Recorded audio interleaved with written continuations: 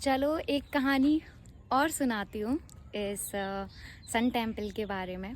जो ये पीछे देख रहे हो ना, ये जो ध्वस्त हो रखा है, पीछे वाला जो मेन टेम्पल था बड़ा वाला, तो ये ध्वस्त कैसे हुआ, इसका मेन रीज़न क्या था कि ये जो टेम्पल था इसमें कुछ 50 टन से भी ज़्यादा का एक मैग्नेट लगा हुआ था। उसकी वजह से ना जो सूर्य भगवान जी की मूर्ति भी थी वो हमेशा हवा में रहती थी, रहस्यमय टाइप का, बट उसमें मैग्नेट थी तो इसी वजह से वो ऊपर में रहती थी।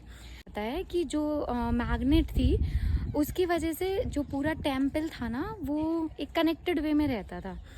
अभी यहाँ पे पास में ही 2-3 किलोमीटर पे ही समुद्र है, तो समुद्र में जो भी जहाज़ जाते थे या कुछ भी होता था तो वो मैग्नेट की वजह से ना रास्ता भटक जाते थे।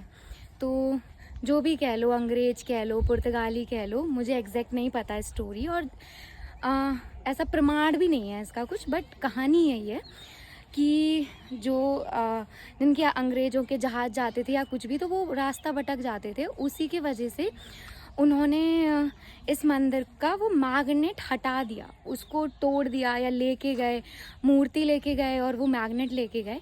और जो मैग्नेट था ना वही इस मंदिर का बेसिकली एक कह सकते हैं रक्षक टाइप का था। तो इसी वजह से ये मंदिर जो है वो पूरा टूट गया था। दूसरी कहानी ये भी है कि दूसरे देशों से आए हुए लोगों ने, पुर्तगालियों ने या अंग्रेज़ों ने या फिर कोई और शासक के लोगों ने इसको तोड़ा था। पता नहीं कि क्या रियल स्टोरी है, बट मुझे यही स्टोरी पता थी और ये मैंने पढ़ा भी था बेसिकली कि पुर्तगालीज़ ने यहाँ से मैग्नेट हटा ली थी, तो उसी की वजह से ये पूरा जो टेम्पल है वो ध्वस्त हो गया था। तो उसके कुछ पार्ट, जैसे कि जो मेन टॉम्ब है जो उसमें शेर का पूरा इतना बड़ा, बहुत बड़ा ऐसा पीस लगा हुआ था, तो वो वहाँ पे पड़ा हुआ है अभी भी।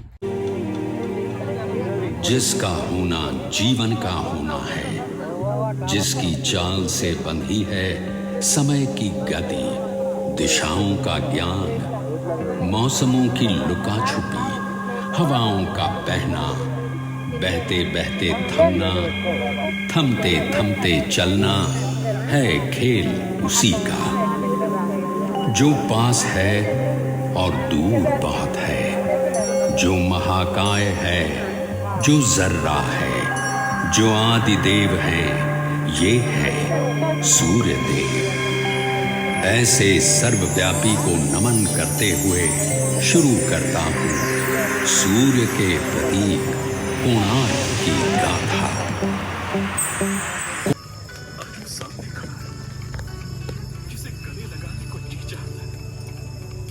घंटों महीनों जिसे निहारने, बातें करने का मन करता है,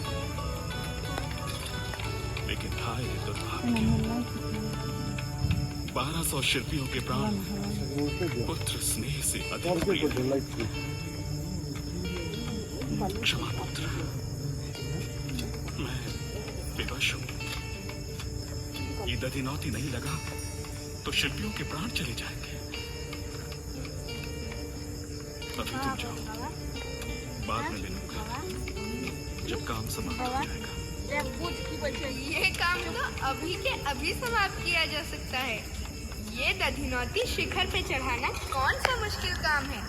राज, बस आशीर्वाद दीजिए। अचंभित पिता मुंह खोले देखते रह गए। धर्मपद जुट गया। देखते ही देखते दधिनौती शिखर को छूने लगा।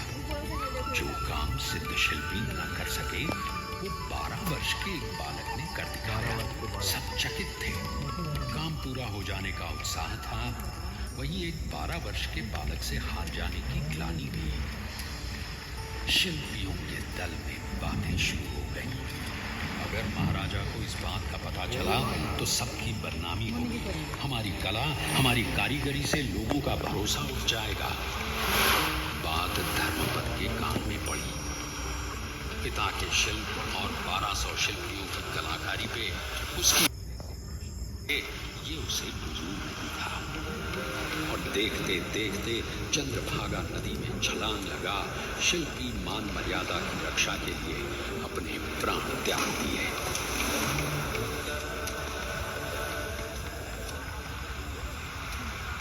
ये किस्सा है या सच पता नहीं, लेकिन शिल्पी का शिल्प के प्रति सम्मान और आस्था को अवश्य दिखलाता है। 1200 शिल्पियों की 12 वर्षों की अनथक साधना। यवनों को हमेशा हमेशा के लिए पीछे खदेड़ना पड़ेगा।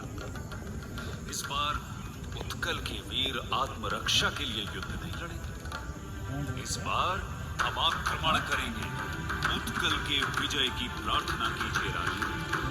उत्कल के विजय की प्रार्थना कीजिए।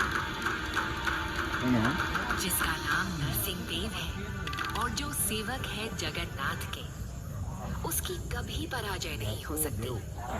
जाइए महाराज, विजय पथ आपकी राह देख रहा है।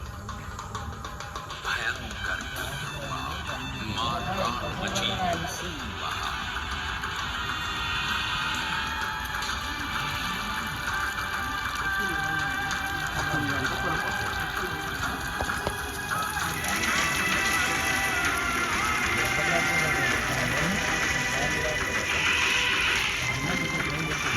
नरसिंह देव की वीरता और वायु वीरों के युद्ध कौशल के आगे तुगान खान की पराजय निश्चित थी। तुगान खान का सेनापति करीमुद्दीन लागरी मारा गया।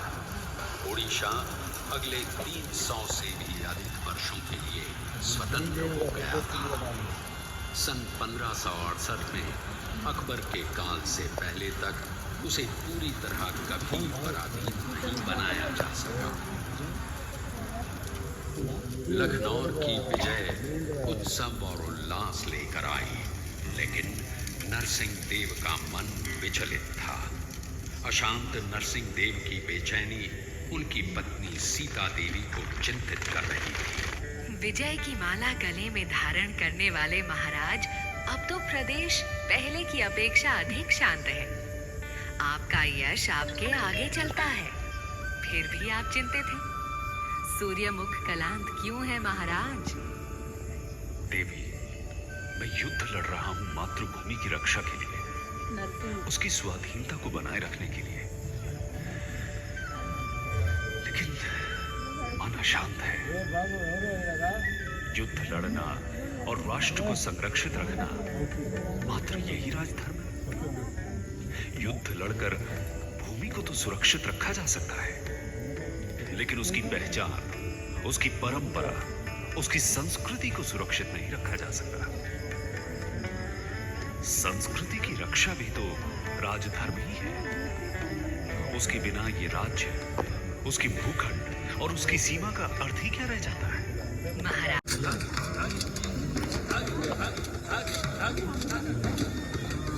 निर्माण योजना पर कार्य रूप दिया जाने लगा। मंत्रियों और शिल्पियों के साथ सलाह मशवरा शुरू हो गया। ओडिशा के वास्तुकार मंदिर निर्माण में सिद्ध थे। ईसा की 7वीं सदी से अब तक ओडिशा के शिल्पी उम्दा भवनों और मंदिरों का निर्माण करते आए थे। ओडिशा के अलग अलग प्रांतों से कारीगर बुलाए जाने लगे। मंत्री शिवेई सामंतरा महापात्रा को योजना का कार्यभार सौंप दिया गया।